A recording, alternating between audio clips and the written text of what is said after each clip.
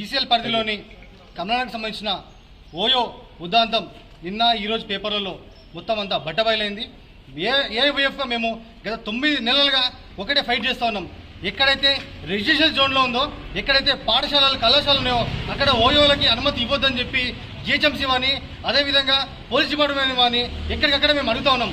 కానీ ఇక్కడ ఏమవుతుందంటే విచ్చలవిడిగా హాస్పిటల్స్ తక్కువైపోయినాయి, ఓయో రూములు ఎక్కువైపోయినాయి. ఎక్కడికక్కడ ఎక్కడ మైనర్లకు కూడా వీళ్ళు కనీసం ఆధార్ కార్డు లేకుండా కూడా పెద్ద ఎత్తున వీళ్ళు రూములు కేటాయిస్తూ ఉన్నారు.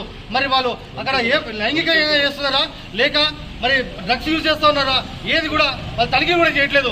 ఏదేమైనా ఇట్లాంటి సంఘటన చాలా బాధాకరమైన సంఘటన కాబట్టి రానున్న రోజుల్లో కూడా ఓయోల మీద ఒక రిస్ట్రిక్షన్ అనేది పెట్టాలని చెప్పి ఏవైపు మేము డిమాండ్ చేస్తూ ఉన్నాము.